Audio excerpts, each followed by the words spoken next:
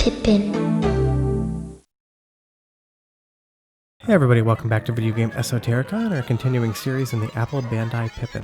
And today we're taking a look at Jungle Park, and it has this really weird stick that comes out and hits you briefly. But as far as what the game is, it is an adventure point-and-click game, and it's actually quite intriguing. It came out in 1996 for the Pippin, and it's made by Saru Brunei, the same company that would go on to make Cubivore, and that is definitely a lineage that I can see a lot in this game. And it is actually quite good. Although granted, this did come out for Macintosh computers, and it's also available on the Sega Saturn as well as Jungle Park Saturn Island, and it's the exact same game. So would I buy it for the Pippin? Definitely not. Do I really enjoy the game? Absolutely. It has a really unique playstyle where it's both a point-and-click adventure kind of puzzle game, and then it has all these different mini-games as well. And it is kind of difficult to play. It's all in Japanese, and the way you control the monkey here is you have to mouse over him with the trackball and push the green button on the Applejack controller, and then you can drag him around. But he trips on tons of things, and he's just kind of hard to manipulate, but it's kind of forgivable for a game from 1996. And a lot of what the puzzle is that you can change perspectives in a lot of the different scenes, because you're stuck on this island in the middle of Jungle Park, but if you put the monkey on the red button, you're able to manipulate the scenery and turn things. You'll see there he now has a stack of wood. So as we put him back on the button, we're able to rotate the playfield again and come over here, and he'll automatically build a bridge to get you off the island. So it's got a lot of interesting concepts as far as how you interact with the game world, and that definitely goes on in Cubivore, a game that I've done a video on previously in the channel. I'll link it in the description below, and it definitely feels like the start of something like Cubivore. And you'll see here as I move the monkey around with the cursor, you don't exactly know where you're supposed to go. There's a lot of sense of discovery in this game. You find these little things here, like this umbrella drawing, and the monkey just looks at it, and he moves on. Do I know if that has anything to do with the game, or if it's just a little Easter egg? I don't, because I haven't been able to beat the game. There are no walkthroughs on the internet. There's very little information about this game, so I figured I'd want to talk about it and show you guys what it's all about. And you'll see here we found a flagpole, and we've run this really kooky flag up, and that's just another thing we've accomplished. But the graphics are fun to look at. The soundtrack is extremely catchy. It gets stuck in my head, and we spray painted a little smiley face there. And while I'm not sure what the game is actually supposed to be, that doesn't mean I don't like it. It's intriguing, and you'll see here as I come down and I put the monkey towards that hockey stick, suddenly you're going to be playing a game of air hockey. And you will see you have your mouse right here, and you just control that stick back and forth to move your monkeys around. And I will win this. And it tells me I win, but nothing really happens. I don't exactly know what that win is good for. You'll see I scored a goal there. And the game is just so open-ended that you're never quite sure if what you're doing is right, or if you're accomplishing anything, or if it's just a collection of mini games on this really interesting kind of colorful island that you navigate around.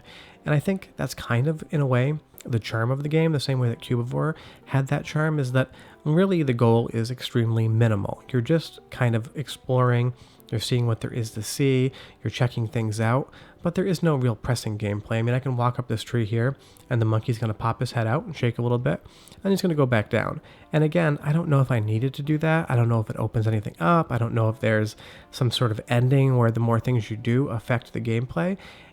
That, to me, is just extremely confusing, but yet the game is so cute and endearing and colorful that I'm willing to really forgive a lot of the issues or a lot of the confusion, because one, I don't speak Japanese and maybe some of the text has told me exactly what I'm supposed to be doing, and two, it's just a really fun game to play. And you'll see here as I walk into this circle, we have a remote control model airplane that we can fly around, and all I managed to do was just crash it over and over again continually.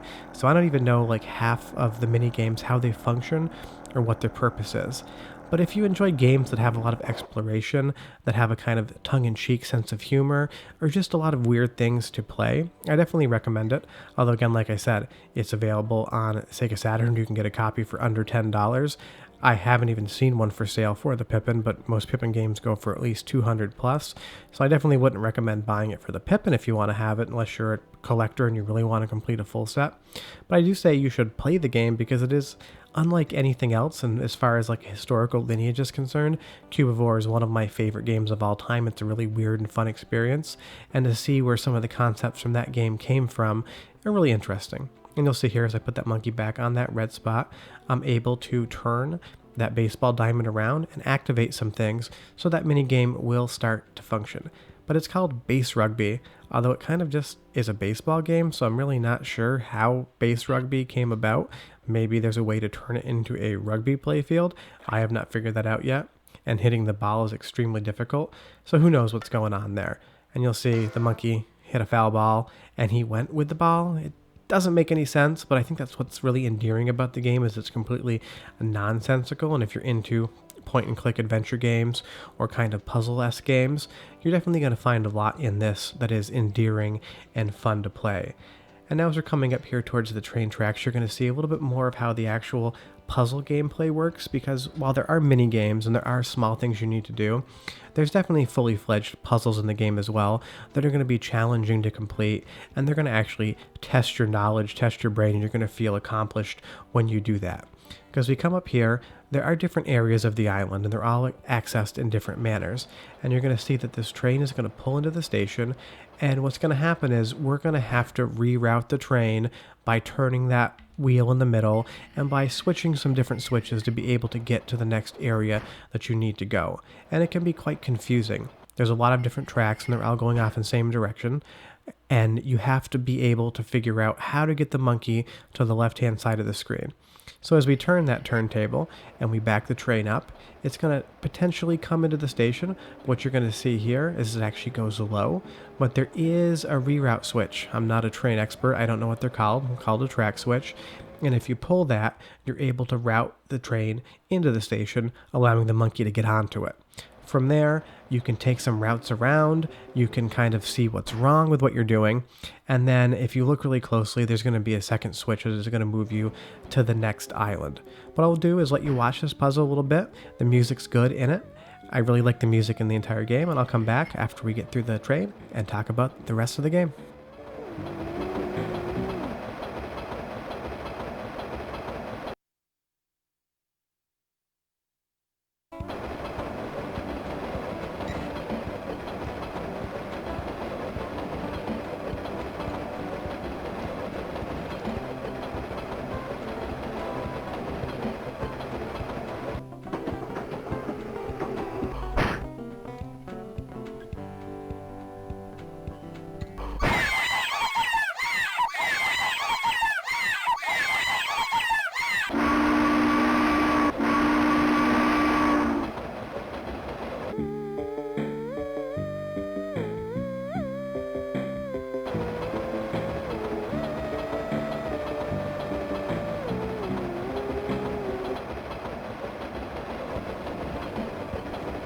And now that we've solved that train puzzle, we're going to pull into the station in the next part of the island.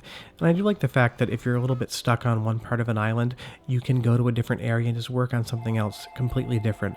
And in an adventure game, when you do get stuck, it is nice to have some other challenge that you can kind of work on to see what's going on. And this is Golf Island, and I haven't figured this one out yet. I actually played for maybe 15-20 minutes outside of the capture, trying to see what it was I'm supposed to be doing, and I still really haven't cracked the code. But that's the great thing about the game, is that it makes me want to figure it out, and it makes me want to be able to continue and get better at it, and to see more of the island, because it is quite intriguing, and I just, as a completionist, want to know how the game ends, and I have absolutely no idea what that monkey's saying there. Maybe he's giving me the clue to solve the puzzle, but of course, as a non-Japanese speaker, that becomes very difficult for me to be able to do. But it's a weird game. It's cute, it's colorful, the music's good, the puzzles are decent.